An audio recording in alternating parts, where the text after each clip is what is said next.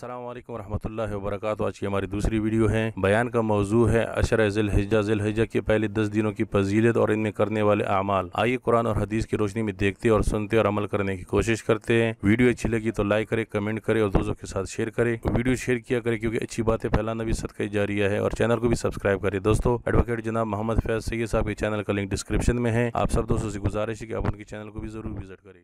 इसी तरह जो है, अब आइए अशर ज़ुल्हिज्जा की तरफ जाते हैं और अपनी बात के खात्मे की तरफ जा रहा हूँ कि ये तो पूरी बातें मैंने ले ली। अब वो 10 दिन के बारे में हम बात करते हैं।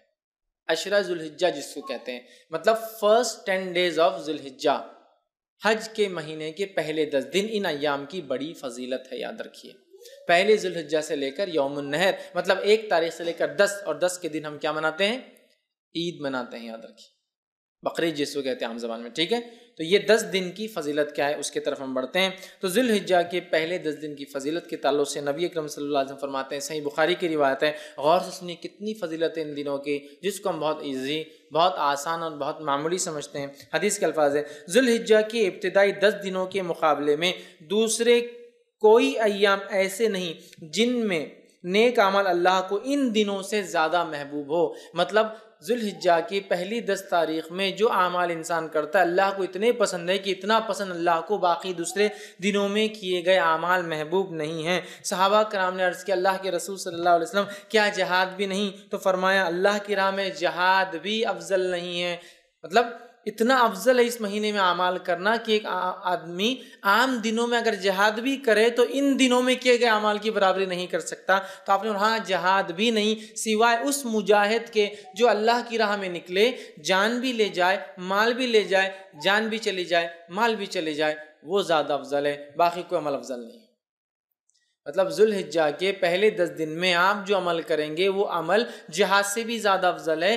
सिर्फ उस मुजाहिद के मुकाबले में हमारा अमल कम होगा उन 10 दिनों का जो मुजाहिद जान माल दोनों लेके जाए और खपा दे, मतलब ख़त्म हो जाए, वरना बाकी सारे अमाल इन दिनों में अफजल है। तो गोया पता चला इन दिनों में किए गए अमाल सबसे अफजल है, याद रखिए, सबसे अफजल है।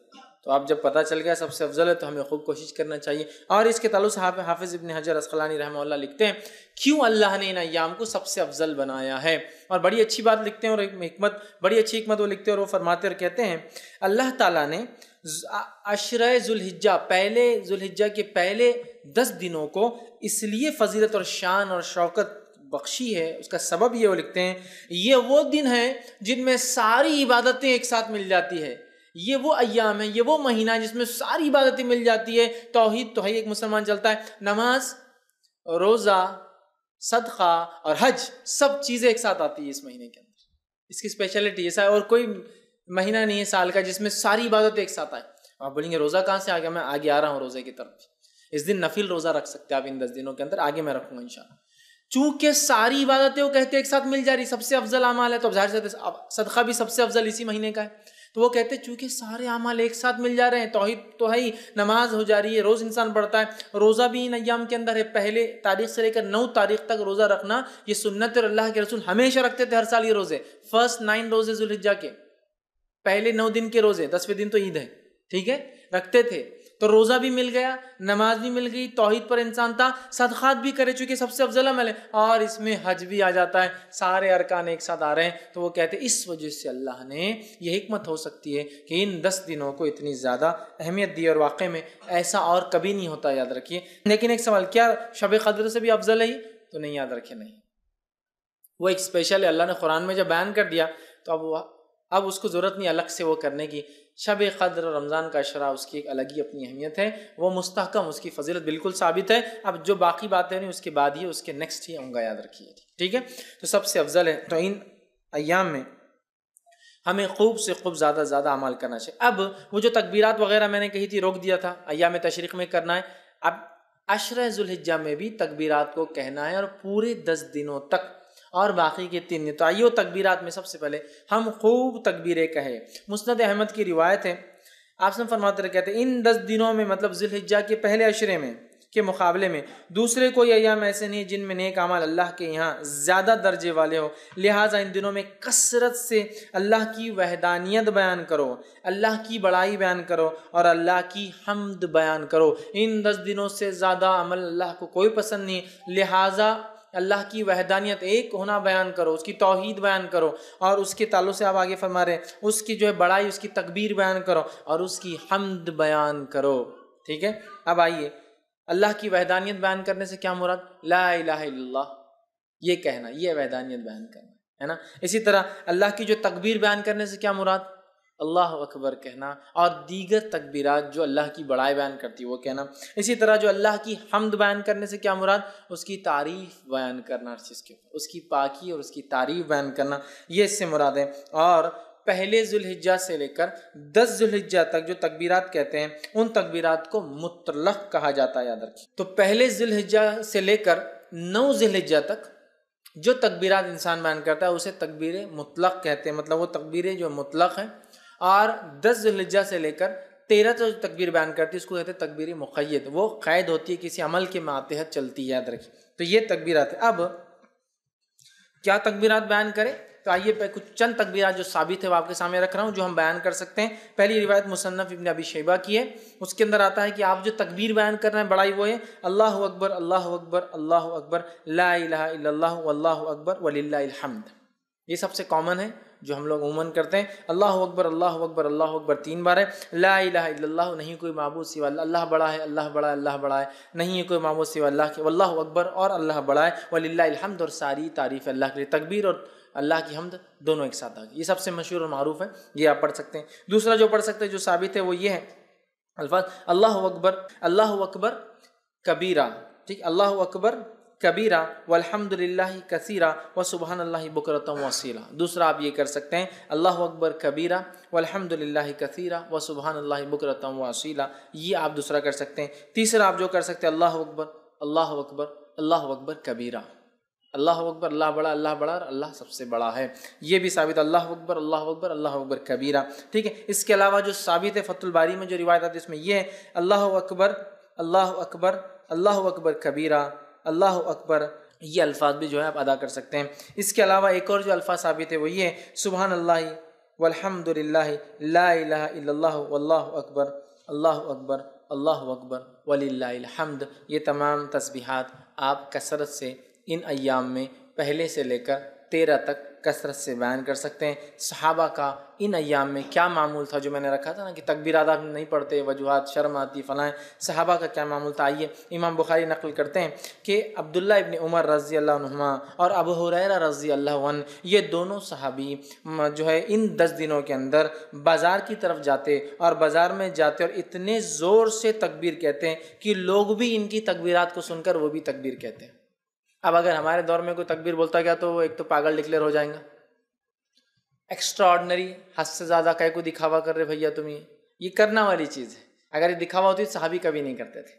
یہ کرنے والے اعمال تو یا تو وہ ہو جائیں گا یا تو پھر اللہ کا ولی ڈکلیئر ہو کے عام لوگوں سے بڑا ہو جائے گا، اللہ کا ولی بھائی ہم نہیں کر سکتے، نیکسٹ آگے یہ ہو جائیں گا معاملہ.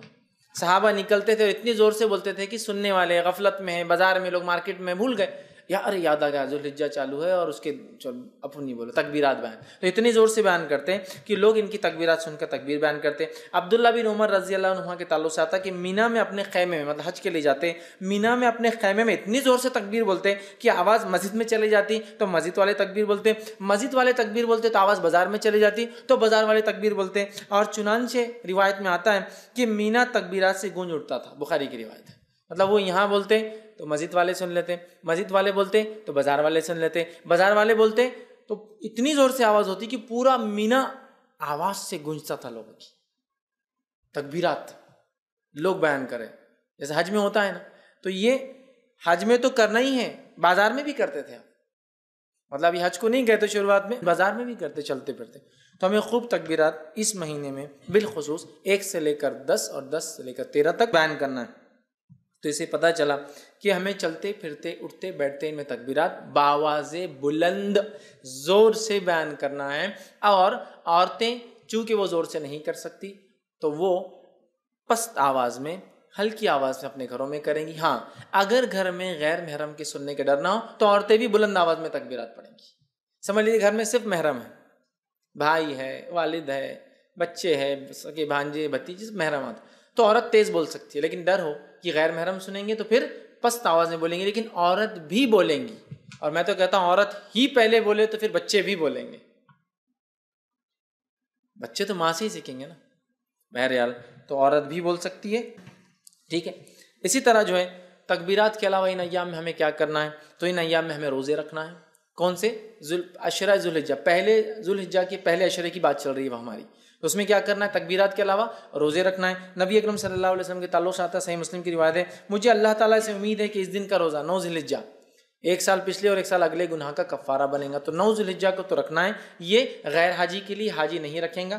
اس کے علاوہ ان مہینے کے اندر جو روزے آپ رکھیں گے اس میں ایک روزہ جو مشہور اور معروف ہے وہ یہ ہے، جس کے تعلق سے روایت اس طرح سے آتی ہے، سنن ابو داؤد کی روایت ہے کہ آپ صلی اللہ علیہ وسلم کی زوجہ مبارک جو ہے ایک زوجہ فرماتی اور کہتی ہے کہ نبی اکرم صلی اللہ علیہ وسلم جو ہے ذی الحجہ مطلب 9 ذی الحجہ کا روزہ، اس کے بعد جو ہے یوم عاشورہ کا روزہ، ہر ماہ کے 3 روزے، اور ایک روایت میں ذی الحجہ کے پہلے 9 روزے، 9 ذی الحجہ عرفے کا روزہ، اور جو ہے 10 محرم کا روزہ، اور ایام میں 20 مہینے کے 3 روزے کبھی نہیں چھوڑتے۔ اور ایک روایت میں الفاظ ہے آپ صلی اللہ علیہ وسلم پہلے 9 روزے ذی الحجہ کے پہلے مطلب پہلے عشرے کے پہلے 9 دن کے روزے، اور 10 محرم کا روزہ، اور اسی طرح ایام میں 20 مہینے کے 3 دن 13، 14 اور 15 یہ روزے کبھی نہیں چھوڑتے۔ تو اس روایت میں 9 روزے کے تذکرہ ہے، پہلے 9 روزے، تو پتہ چلا اس مہینے میں روزے بھی رکھنا چاہیے۔ مسند احمد کی روایت ہے، آپ نے فرمایا کہ تعلق سے آتا ہے، فرمایا آپ صلی اللہ علیہ وسلم کبھی 4 کام نہیں چھوڑتے، عاشورے کا روزہ، عشرہ ذوالحجہ کے 9 روزے مطلب پہلے عشرے کے 9 جو ہے دن کے جو ہے فاسٹنگ روزے، اور مہینے کے 3 روزے آپ صلی اللہ علیہ وسلم، اور فجر کی 2 سنتیں، 4 عمل کبھی نہیں چھوڑتے۔ اس میں بھی کیا آ گیا؟ 9 روزے آپ صلی اللہ علیہ وسلم کبھی نہیں چھوڑتے تھے، تو عشرہ ذوالحجہ میں روزہ بھی رکھیے، تکبیرات، روزہ 9 روزے رکھ سکتے ہیں، 9 نہ بھی ہو پائے تو کم از کم ایک تو ضرور رکھیے، عرفے کے دن کا روزہ، ٹھیک ہے، یہ بھی جو ہے اس میں عمل کرنا ہے۔ اس کے علاوہ چونکہ اس مہینے میں کیے گئے سارے اعمال افضل ہے، لہٰذا نفل نماز کا خوب اہتمام کرے۔ نفل نماز کے فائدے جو آتے ہیں صحیح مسلم کی روایت میں اس طرح سے آتے ہیں، اللہ تعالیٰ کے لیے اپنے سجدوں کو لازم کر لو، بے شک جب بندہ سجدہ کرتا ہے تو اللہ سبحانہ تعالیٰ کہ اللہ جو ہے سجدے کے ذریعے اپنی طرف تیرا ایک درجہ بلند کرتا ہے، اور اس سجدے کے ذریعے تیرا ایک گناہ مٹا دیتا ہے، اور یہ سال کے ہر وقت ہو سکتا ہے۔ تو لہٰذا یہ نفل نماز کے فضائل ہے، تو خوب ان مہینوں میں کیا کریں ہم زیادہ سے زیادہ، پہلے تو 9 روزے رکھنے کی کوشش کریں، کچھ نہ تو ایک نفل نمازوں میں اہتمام، فرض تو بہرحال کرنا ہی ہے، اس میں کوئی شک ہی نہیں ہے، نفل نمازوں کا کثرت سے اہتمام، اسی طرح تلاوت قرآن کا کثرت سے اہتمام، اس لیے کہ ہر حرف پہ 10 نیکی ہے، اور اس سے زیادہ کیا بہتر ہو سکتا ہے کہ ہم ذی الحجہ کے پہلے عشرے میں یہ عمل کریں جو سب سے زیادہ افضل عمل ہے، تو آپ وہ کیجئے۔ صدقہ دینا، اس لیے کہ صدقہ ایک بڑا افضل عمل ہے، صدقہ بھی دیجئے، اس لیے کہ اس 10 دن میں کیے گئے عمل سب سے افضل ہے، لہٰذا خوب جو ہے صدقہ آپ کیجئے، اور دیگر جتنی نیکیاں ہو سکتی وہ کریں، اور بالخصوص گناہ کبیرہ سے اور حرام کاموں سے اپنے نفس کو بچائے، بالخصوص گناہ کبیرہ سے اور حرام کاموں سے اپنے نفس کو بچائے، اس لیے کہ محترم اور حرمت والے مہینوں کو پاس اور لحاظ رکھنا یہی ہے کہ اس میں ہم گناہ اور معصیتیں کام نہ کریں، نیکیوں میں اضافہ کریں۔ تو جہاں ہم نیکیوں میں اضافے کی میں بات کر رہا تھا اب تک، تو یہاں گناہوں سے بچنا بھی بہت زیادہ ضروری ہے، اس لیے کہ یہ ایام میں کیے گئے اعمال سب سے زیادہ افضل ہے، لہٰذا خوب نیکی کا ہم اہتمام کریں، اور خوب اپنی نفس کو گناہوں سے بچائے، وہ چاہے ذی الحجہ کا مہینہ ہو یا دیگر اور 3 مہینے، مطلب ٹوٹل 4 مہینے حرمت والے، ان چاروں مہینے کا احترام کرے، حرمت کا پاس و لحاظ رکھے، گناہ اور معصیت سے اجتناب کرے، بالخصوص کبائر سے اپنے آپ کو بچائے، اسی طرح نیکیوں میں اپنے آپ کو آگے بڑھانے کی ہم جو ہے خوب سے خوب جو ہے کوشش کریں، اور بالخصوص وہ اعمال جو اعمال ہمیں بتائے گئے ان ایام میں کرنے کے، ان اعمال کو ہم جو ہے کثرت سے کرنے کی کوشش کریں، زیادہ سے زیادہ نیکی کریں، اور زیادہ سے زیادہ گناہوں سے اپنے نفس کو اپنے آپ کو بچانے کی کوشش کریں۔ اب آئیے آخر میں چند کلمات کہ ان ایام میں جو مخصوص دن ہیں ان کے کچھ نام آپ کے سامنے رکھ دیتا ہوں تاکہ بات سے واضح ہو جائے۔ جو ہے پہلے عشرے کو جو ذی الحجہ کا ہوتا ہے یا ذی الحجہ کا ہوتا ہے اسے کہتے ہیں عشرہ ذی الحجہ، تو عشرہ ذی الحجہ، عشرہ کا معنی 10 ہوتا ہے، تو عشرہ ذی الحجہ بولے تو بعد کے 10 دن یا آخر کے 10 دن نہیں یاد رکھیں، جب بھی روایت میں آئیں گا عشرہ ذی الحجہ تو معنی ہے پہلے 10 دن، فرسٹ 10 days، ٹھیک ہے۔ اس کے علاوہ دوسرا جو ہے یوم الضحیٰ، یہ جو ہے عید الاضحیٰ کے دن کو کہتے ہیں یوم الضحیٰ۔ اسی طرح جو ہے ایک اور دن ایام معلومات جو ہم نے ابھی دیکھا قرآن کی آیت میں جو ہے جو سورہ حج کی آیت میں 27 میں، وہ ہے 10 11, 12 اور 13 یہ ایام معلومات ہیں. ان کو ایام معلومات بھی کہا جاتا ہے. کہ ایام معلومات مطلب 10 ذوالحجہ، 11 ذوالحجہ، 12 اور 13 ذوالحجہ. اسی طرح ایام تشریق 11 ذوالحجہ، 12 ذوالحجہ اور 13 ذوالحجہ کو کہا جاتا ہے. اسی طرح یوم عرفہ 9 ذوالحجہ کو یوم عرفہ کہا جاتا ہے. اسی طرح یوم النہر 10 ذوالحجہ کو، عید کے دن. یوم النہر مطلب قربانی کا دن، خون بہانے کا دن. تو یوم النہر 10 ذوالحجہ کو کہا جاتا ہے، عید کے دن کو کہا جاتا ہے. اسی طرح جو ہے یوم الترویہ کہا جاتا ہے 8 ذوالحجہ کو، جب جو ہے حاجی جو ہے مینا میں جو قیام کرنے آتے ہیں. اور یہ بات جو ہے سنن ابو داؤد میں آتی ہے. تو اس کو یوم الترویہ کہتے ہیں، جو 8 ذوالحجہ ہوتے ہیں. تو یہ چند نام ہیں. اسی طرح جو ہے لیلۃ الحسبہ کہتا ہے. ایام تشریق کے بعد جو ایک رات آتی ہے 14 کی، اس کو لیلۃ الحسبہ کہتے ہیں. تو یہ چند نام تھے جو ان دن میں ایام تشریق، یوم النہر، عید الاضحیٰ اور اس طرح سے ہم لوگ سنتے ہیں عام طور سے. تو یہ وہ چند چیزیں تھیں جو میں نے بہتر سمجھی کہ آپ کے سامنے. ویڈیو دیکھنے کا بہت بہت شکریہ. اللہ حافظ.